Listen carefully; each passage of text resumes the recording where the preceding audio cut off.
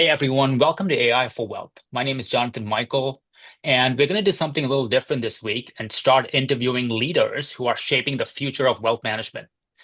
With me today is Adam Dell. Adam is most notably known for selling Clarity Money to Goldman Sachs in 2018. And then after a short stint at Goldman, he decided to launch Domain Money in 2023. Domain Money's mission is to democratize wealth management for the masses. It's a transparent, fee-only financial planning software service that blends AI and human expertise. So, Adam, welcome to AI for Wealth. Thank you for having me. Awesome. Adam, when I visit the Domain Money website, right, the first thing that sticks out to me when I look at the homepage of the website, just to understand the message that you're trying to communicate to the folks out there, to your target client, um, there's this emphasis on the human advisor component of wealth management. Like I would assume that when someone hears of Domain Money for the first time, I would assume that this is a robo-advisor type company that just automates financial planning. But there's a strong emphasis on the fact that clients get a CFP with their subscription. Can you share a little bit more about why the emphasis on the human component? Yeah, that's a good question. The emphasis on a dedicated personal human advisor is quite intentional. What we found is that clients want to speak to a qualified person who has spent years training, learning how to help people navigate the complexities of their financial lives. People don't want to talk to an AI chatbot about something as complicated as their money. As it relates to the fullness of their financial picture, let me explain what I mean by that. You can certainly get a great answer from ChatGPT about the contribution maximums allowed in a 401k. It'll be correct, and it'll be helpful, and it'll be informative. But weaving together all of the pieces of your financial life, taxes, retirement, education savings, saving for a home, analyzing your investments, the intersection of all of those things together is really more than a single chat session with an AI chatbot. It requires a more fulsome, deeper analysis of your values and goals, all the inputs and outputs that impact your financial picture. And we find that clients want a human who's well trained and dedicated to them to sort Right. that out. Do you think that's because of like the behavioral aspect of financial planning that people just seem to ignore today or like forget that there's this like we make decisions with our emotions more than we think, and therefore, no matter how great AI is or how good the software really is, you still need that human advisor to like provide behavioral guidance, quote unquote. I think there's a lot to that. People want to look someone in the eye who they believe and feel understands them and their situation Right. at a very personal level and provide the confidence and the guidance that helps them make the right choices for them and their families. There's another component to it, which is that it's more than a 1 hour session, right? And so it requires a deep dive into your income, your expenses, your savings, your investments, your retirement, your real estate, your equity. And those things really require a fair bit of diligence and analysis that while an AI can ingest that information quickly, the idea of parsing through all of it in a single chat session is just not feasible. Clients want to talk through things. Hey, there's been volatility in the market. What does that mean for my investments? Hey, there's been changes to the tax rules. What does that mean to my my tax picture? Those things sort of take up the more than Right. a day's work. And so sitting down with a chat agent and talking through all that is a pretty cumbersome experience. People want to sit Right. down with somebody that they're familiar with, they're comfortable with. They know that individual has, again, done a deep dive into their financial life. They understand the goals that are unique to this person, and they can help distill it all down into actionable steps. And that's really what we focus on, which are actionable steps to help you make tangible progress towards your goals. That's awesome because I think the human advisor is going to synthesize all those different components to a client, you know, wealth management to their, well-being in a way that's in a way that applies the emotive side of financial planning, right? The AI is just going to parse through all these data sources and spit back an answer, but the human plays a really important role. So that's great. Well, thank you for explaining that. And uh, I want to jump right into the AI piece because that's pretty hot. And you launched in the same year that ChatGPT went viral, right? So was AI an afterthought after you launched Domain Money, or did you already have a sort of AI vision and AI strategy for Domain? Well, I'm always interested in using technology to uncover insights that are valuable, right? And so Clarity Money was a tool that used large data to distill insights about people's cash flow and spending habits to deliver recommendations around how to improve their cash flow. And AI is just an extension of that notion of using a large data set to distill an insight that's digestible for an individual. Right. And so, we use a lot of AI in what we call the back of the house, which is we do Gotcha. a lot of document parsing, data extraction, investment analysis, all leveraging as many tools as we can to make the process of generating the financial plan as efficient as possible. Now, it still takes us several hours and multiple days to generate a plan, and that's because of the diligence that we apply to every step of the process. Taxes, spending, income, equity, retirement, investments, Yeah. all the things that go into your financial picture. We do an exhaustive deep dive into those topics to try to distill down again the steps that make most sense for you to take that are achievable given your lifestyle. What we've found is that it's one thing to give somebody a piece of advice in the abstract. It's another thing entirely to give somebody a piece of advice in the context of their life that will Mm, work for their lifestyle. And so our plans endeavor to do that. that's awesome. So, if I understand this correctly, you're applying AI on the back office, but it's also enabling your clients and it's also making their experience a lot more better because you're able to, run all these data extraction, data analysis processes in the back end. And so I'm assuming that you're using AI in such a way that impacts not just your company and your CFPs who work at Domain, but also on the client side. Would that be a fair summarization of what you just said? Yeah, if you go to a typical wealth management firm and you ask them for a financial plan, they'll probably Right, spit out a 60-page document with a lot of right, charts and figures, Monte Carlo simulations, sharp ratios, a whole bunch of stuff that for a lot of people, it's very confusing to understand. Our financial plans, and you can see one sample plan on our website at domainmoney.com. It lays out in very clear terms, without jargon, here are the things you need to do around cash flow. Here are the things you need to do around retirement. Here are the things you need to do around buying that home. And those actionable steps that, again, are specific to your lifestyle and work within your lifestyle, we find clients really appreciate. Because instead of having to sift through 60 pages of analysis, they get a right. very clear to-do list. And clients love that. And we love helping clients because there's nothing more satisfying than unlocking a financial goal for a Right. client. Got it. Okay, so we'll shift the AI gears a little bit more. But in 2023, when GPT 3.5, GPT-4 was essentially the primary model that was in production, a lot of folks were like, okay, this is a cool product. You can summarize, you can write some cool poems with it or whatever, but you can't really deploy them in production in a financial planning context, right? Especially for wealth management with its compliance and whatnot. But um, in 2024, we began to see more reasoning models kick in, more agentic sort of workflows kick in. Um, Hallucinations were still a problem, still is to some extent.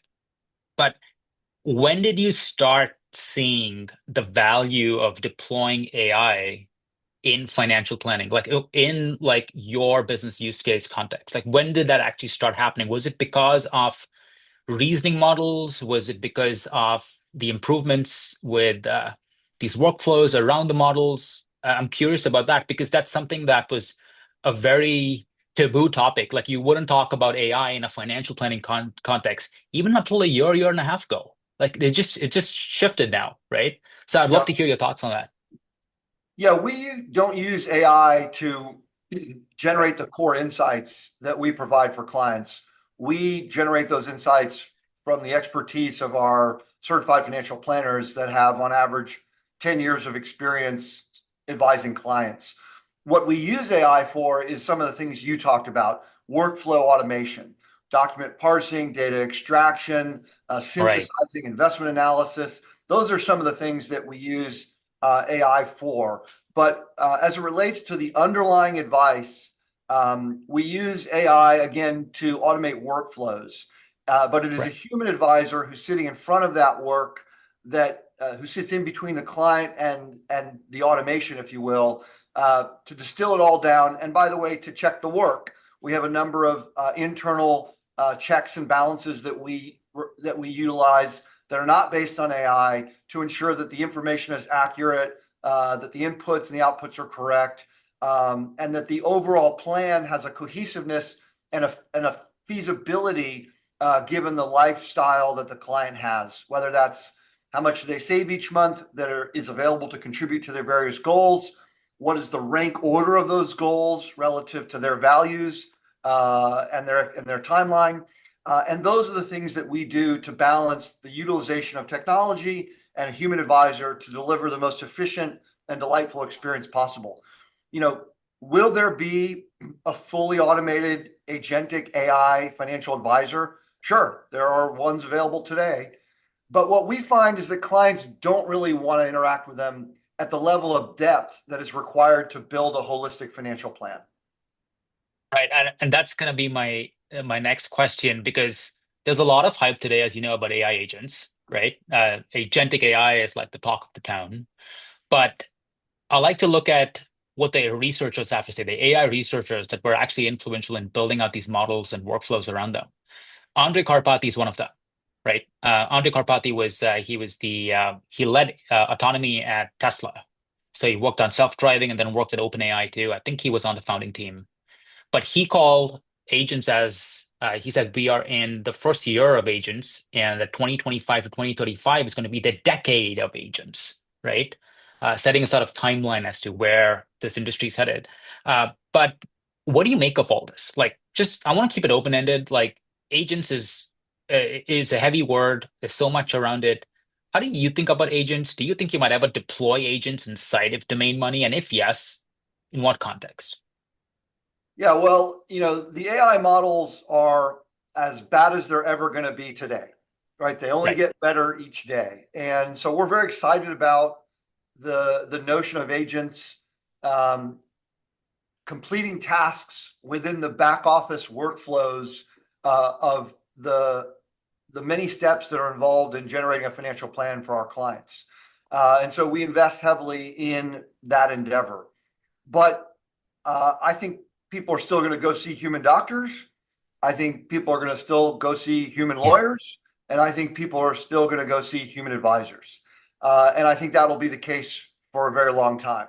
Now, as I said, is it the case that you can get a very low cost automated financial advisor that's powered by AI? Sure, you can get that. But I think people are willing to pay for the nuance that comes with having a human dedicated to understanding their goals and values and helping right. them realize that. As it relates to an army of agentic agents that are doing the bidding of the doctor or the lawyer or the financial advisor to improve the quality and caliber of their work, absolutely.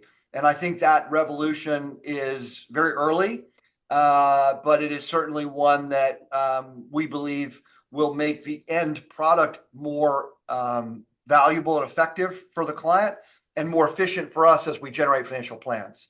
And so we're just starting that journey and investing to again, leverage all the tools available from folks like Document AI, available from Google, some of the work available from OpenAI. We're doing some other work with other partners, all designed Right. to, utilize, like you said, an army of agents to synthesize data and coalesce it into a cohesive strategy. But once again, a human, I believe, needs to be in that loop, especially as it relates to, again, the nuance of choices. Because, as I mentioned, the correct amount or the maximum amount you can contribute to your 401k in a given year is a knowable fact that AI is very good at uncovering. But the nuance between, well, we want to renovate the deck this year, we congregate there as a family, that's a very important thing for us. That's a value we have as a family. That's a thing that, even in this small example, requires the nuance of a human to say, well, the trade-offs are here and the trade-offs are there. Let's talk through those trade-offs together and come up with a plan that we all feel good about. And that's, I think, something that we're quite a ways away from humans feeling comfortable relying on that decision tree with just an AI agent. Right. And I heard Vinod Khosla as well from Khosla Ventures talk about, this something along the lines of what you just said about this human in the loop piece, right? And I think when it comes to agents, I think people get a little confused about agents because people just think an autonomous AI that's going to go off, use the database from your backend and just run all these tasks and just service clients and whatever, right? That's not going to happen, right? Agentic human in the loop is probably the best bet where you have agents that are parsing through these data structures, using a systematic way of reasoning, doing all that grunt work that a CFP would do, right? Like you said, I think what I'm gathering from this conversation is that you're really deploying AI on the back office and doing all the grunt work, making it really easy to service clients. And agentic workflows can obviously take on more of that heavy lifting. So that being said, we've touched a lot on the back office and time savings and productivity on as far as your advisors are concerned and your team, your in-house advisory team. But there are companies out there that are trying to automate the full cycle, back office, middle office, front office, the entire client experience, right? I'm not sure if you saw that Barron article that went low-key viral. Fahad Hassan, who's the CEO of Range.com, talking about he thinks how AI is going to replace financial advisors. And he's got some pretty big VCs that are also backing up his vision. And I think, these are the same VCs who believe in an AGI-first world. They believe in super intelligence. They believe that AI is going to automate 95% of white-collar jobs. What do you make of this? Because what you're saying is different from what some of these founders are trying to build out there. Yeah. So what do you make of it?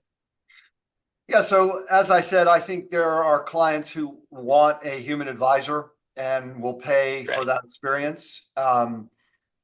Do I believe that there will be very low cost AI powered financial advisors that are available from Fidelity, Schwab, Vanguard, other large wirehouses that are very, very low cost? Absolutely.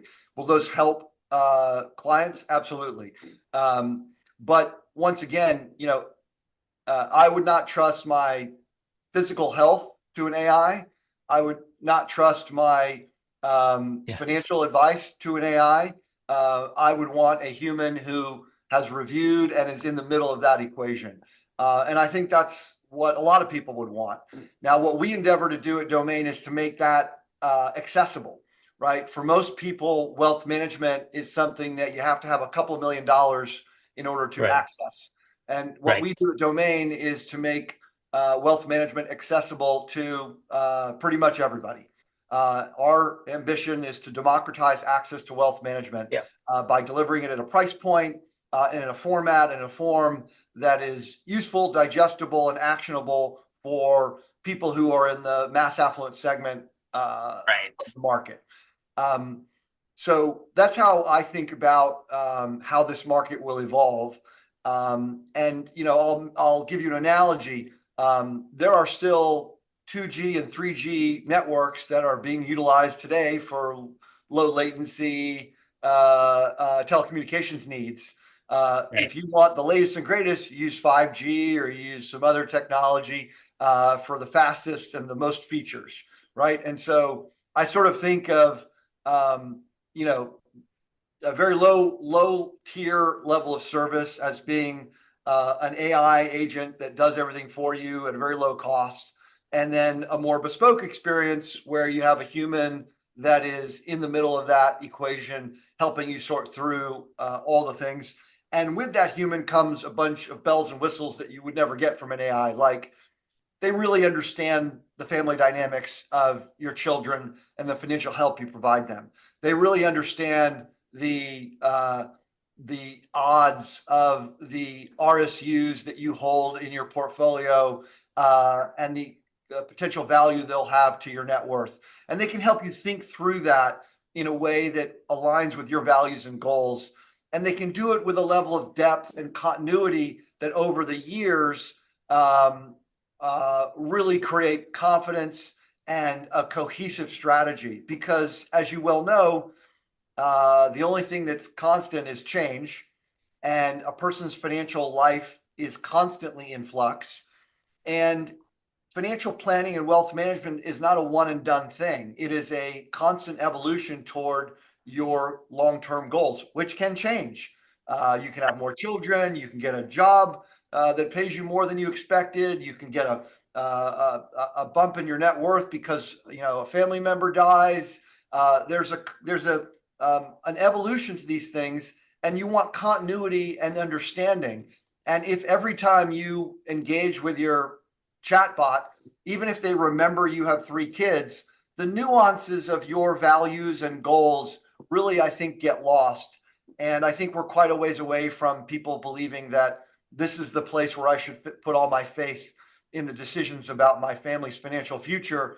I think people want to interact with a certified financial planner who has spent Right. many years learning their trade, understanding, to your point, how to coach and nudge people in the right direction on an ongoing basis. A lot of what we do at Domain Money is not only distill the advice, deliver it in an actionable format, but then help people take action against that list.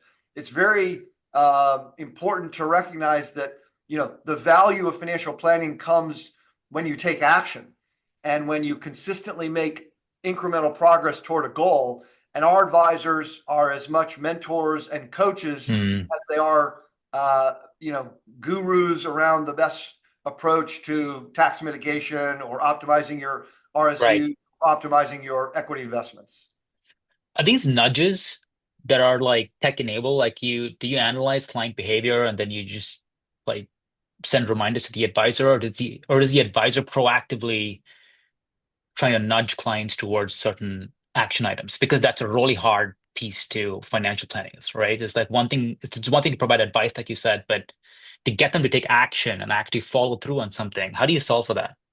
Well, we have a number of tactics that we utilize there. So, as a member of Domain Money, you get an annual financial plan, which includes Right. annual investment review.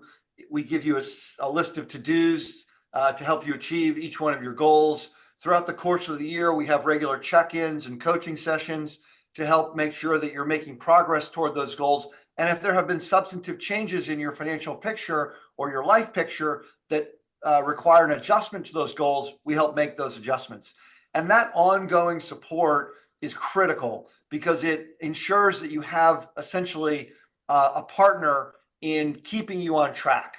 And that is as valuable as any part of the service that we provide. A partner in keeping you on track. That's cool. So I want to ask you a question about what you said earlier on about the medical doctor thing. All right. I hope you don't mind. I'm just going to push back a tiny bit, but I'm just out of curiosity, assuming that you have a local model that runs on your phone, all right? It's a model that's trained on financial advice or medical advice, whatever. But it's a local model, runs on your phone, has access to all your health records, has access to your financial data because you can connect it to your bank account. Would you still trust an AI? Would you trust an AI in that context, or would you still just not want to trust what the AI has to say when it comes to these more sensitive areas of your personal life?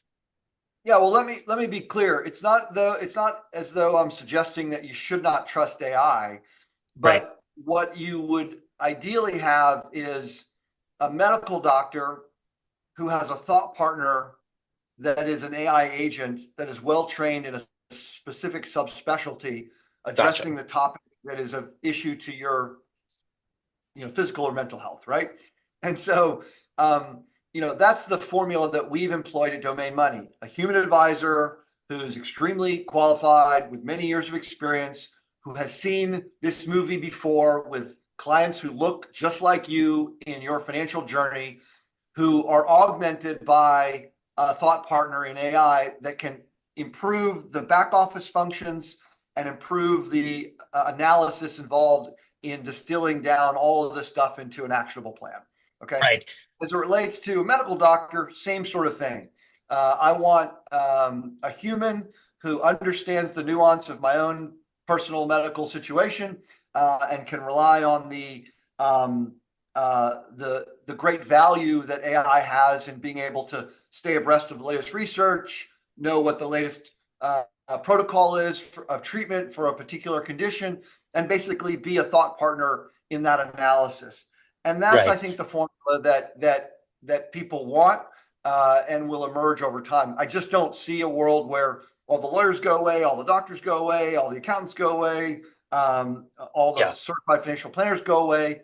Now, as I said, I do see lower level functions being automated and being accessible at a very low price point. But again, I may get a piece of advice around how to treat my RSUs, but as it relates to my overall tax strategy, I'm not going to rely on just an AI to give me that answer. Right. And do you feel like clients are better informed now that they have access to these incredibly powerful reasoning models in ChatGPT, Claude, Perplexity? Like all these tools have incredible intelligence there, and you also have memory now, which kind of takes in your preferences as a client, right? Do Yeah, you I mean, feel that inside domain?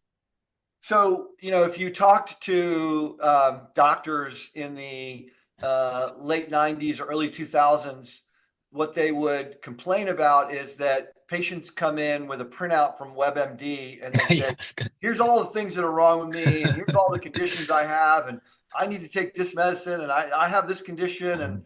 and doctors would throw up their hands and say, let me do my work and let me tell you what I think. Um, there's a little bit of that going on in financial advice. There's such a cacophony of Right. noise, social media, and there's a lack of structure in the random query sent to ChatGPT about a particular piece of your financial picture, that it's very hard to kind of get a cohesive, coherent picture. Right. And so we find a lot of clients come to us with their kind of hands thrown up, like, I've been trying to figure this out on my own. I've been using ChatGPT. I've been listening to some people online, and they get a little bit confused and overwhelmed. To a degree, they're more informed. They're certainly more informed about some fundamental things. They're informed about their choices. They're informed about the rate of return they're getting on their checking account versus what they could get from a high yield savings account. They're informed about what they pay on their credit card. They're informed about the fact that their equity withholding might not be taxed at the right, that their tax withholding might not be the right rate for them. There are cues that they've received from hearing all these different bits of information, but the cohesive picture thing they're really struggling with. And that's really the value of financial planning, is Wait, I'm sorry, go finish. taking all these disparate pieces and putting them all together. Oh, that's really confusing. So you're saying that TikTok influencers and ChatGPT cannot solve for a client's financial well-being? Is that what you're saying?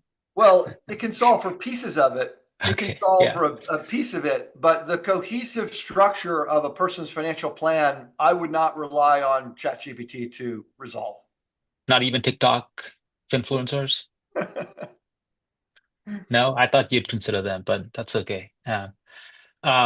So when you look at AI across the board, you look at what AI is doing, right? The progress in AI development, model progress, and just in terms of adoption, right? ChatGPT was at 8% adoption in the US in 2023. and that became 38% in 2025. Adoption is off the curve, right? Tons of people um, using ChatGPT. But the value and the gains of AI seems to be increasingly concentrated. I wonder if we might repeat what's happened in the past in technological curves and transformations, and repeat what's happening here at AI, except that it's going to be a lot greater because people who don't leverage AI, who don't know how to use AI, may not benefit from the gains of it. But you're doing something different in the sense that you are leveraging AI inside of domain, but you're aiming to democratize a service that can be deeply beneficial for the average client, right? Um, how do you see, what do you make of that? And how do you see AI as a propellant for democratizing wealth management? I know you do that inside domain, but what can we do as just the tech community in general think about leveraging AI to democratize it for the masses? Well, we're very much in the ascendancy of the hype cycle of this new innovation called AI. We have not yet, reached its peak, and we haven't yet reached the trough of disillusionment, which Correct. is certainly coming. But what most people underestimate about that curve and that cycle is that um, while you're inside the trough of disillusionment period, a lot of people give up and a lot of people sort of move on to the next new thing. But of course, there's a very powerful wave of innovation and investment that's happening that will yield results that far exceeds most people's expectations, even as we're in this, sort of hype cycle. So, Right. the opportunity of AI is truly profound and transformational and represents a fourth industrial revolution Right. for our economy, and will touch every part of our economy, whether it's sandwich making or stock picking or moving sand around, Robotics. right? Robotics. Yeah. So Yeah. I was trying to go with the S analogy, but anyway, Yeah. uh, um, and so that's all coming, and the investments being made by large infrastructure companies and foundational model companies are all racing toward that prize. And I think it's a very exciting time in our economy, and will be a huge boon for all of us in terms of just productivity gains. I think about what if AI increased GDP by 15%, 20%? Think about what that would do to the well-being and the value creation engine that is our economy for the everyday average citizen. And so I'm very excited about that notion. At the same time, I'm realistic as a business operator.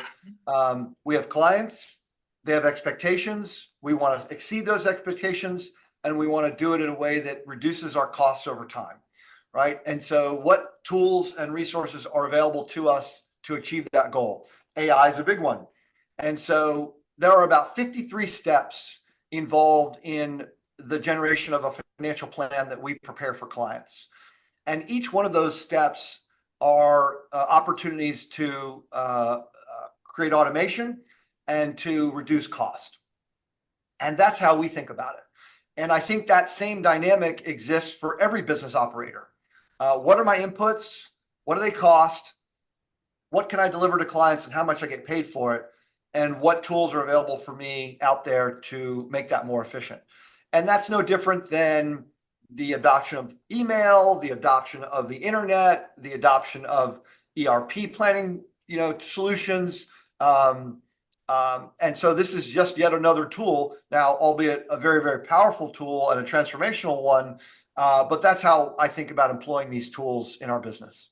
So I want to touch a little bit on what you just said earlier in the context of my question, which I'm about to ask. But do you think that we might have enough of GDP growth because of AI gains to the extent that we'd be able to pay back US debt? This is a whole different conversation, but what are your thoughts on that? Is that kind of like that should be one of the benefits, right? If you have this explosive GDP growth, but then to have explosive GDP growth, you need a really smart economy and you need a lot of upskilling and AI education. So what do you make of that?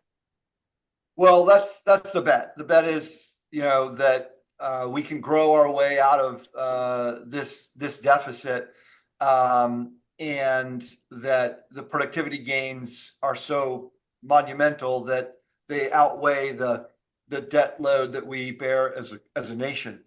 Um, there's other sort of modern monetary policy thought leaders out there who talk about the dominance of the dollar, and the fact that our ability to innovate as an economy transcends Right. any fiscal irresponsibility we may have around our debt load. Um, I'm not someone who studies it closely enough to be able to weigh in on whether or not that's correct or not.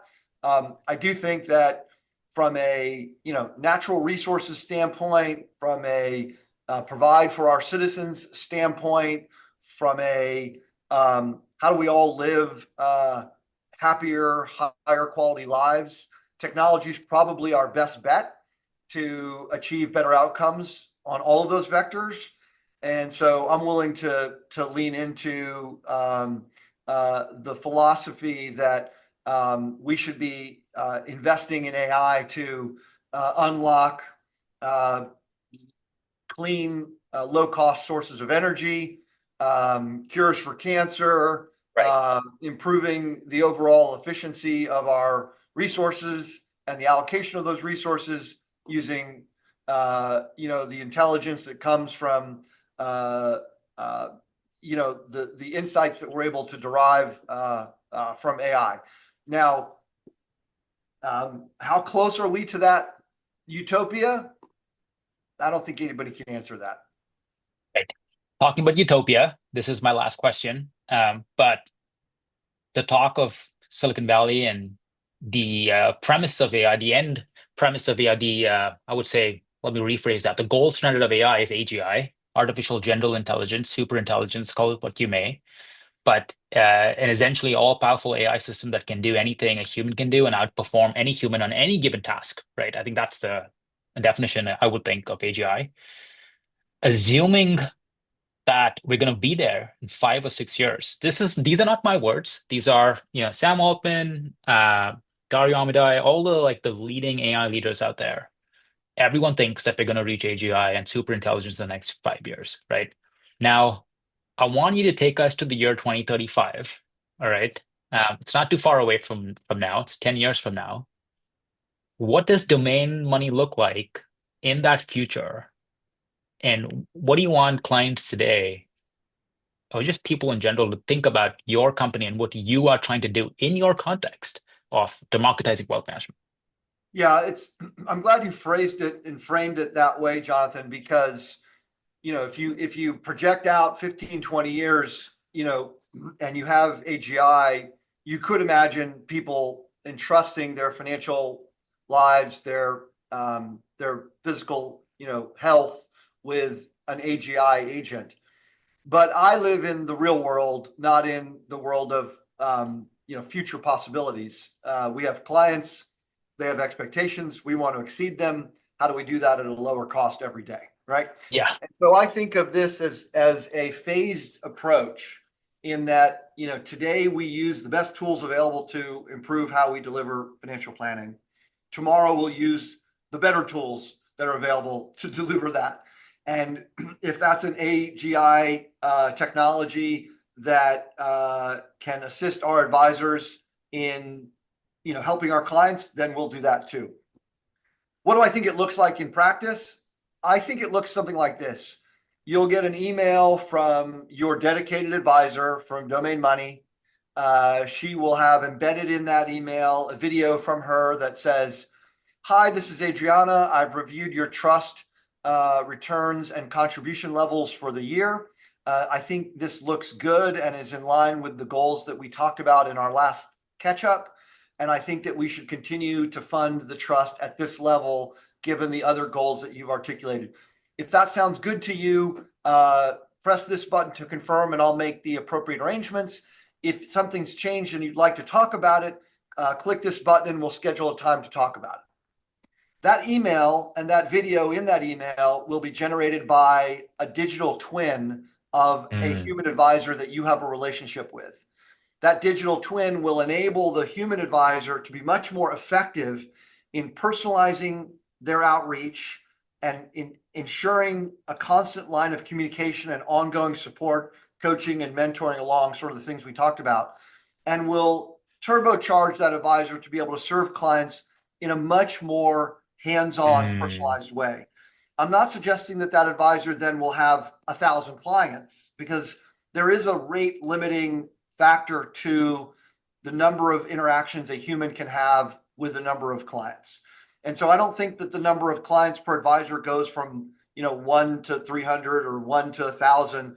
I think there's still a limit there, but the degree of personalization, the degree of handholding, the degree of personal touch will be empowered by AI and will help our dedicated advisors deliver an incredible service to our clients at a very reasonable price point.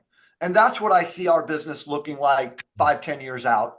Um, you know, I'm certain, as I said at the outset of the call, that Fidelity, Schwab, and other large wirehouses will have purely digital robo advisors right. that are the evolution of a robo advisor, and that they're you can talk to them, you can ask them questions, they can help you with relatively complicated things.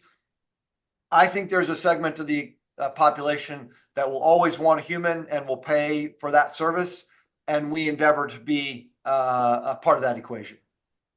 Really well said. I think it's a very realistic business use case driven vision of where you want to go. I love the digital twin analogy. I think there's another company. I think UBS has already started doing that on some level. I think I got that right. But I think that vision is so powerful because I if you look at the McKinsey launched a study about this I think a few months ago, but this was a research report that went a little bit viral, I think, but talked about the shortage of advisors that the industry faces in the next 10 years. Like 100,000 advisors or so are going to retire, right? And so I can totally see how domain is filling for that gap in some senses, right? Like you are democratizing wealth on one side, but also solving for the advisor shortage, correct? Yeah, I mean, you have two countervailing forces going on here. You have Right. a depleting advisor pool, which is very real. The average advisor is 56 years old. And so you just don't have the next generation of advisors to fill in that pool. And then you have this massive wealth transfer Right. as the boomers transfer wealth to the next generation. And so there's this incredible opportunity, as I see it, for Domain and companies like ours to live in between the do-it-yourself crowd and the traditional wealth management crowd. There's about 20 million people in the United States that have graduated from, I'm going to have my own high yield savings account. I'm going to set up a robo. I'm going to try to set up my Right. 529. I'm going to do this all on my own. I'm going to manage my investments.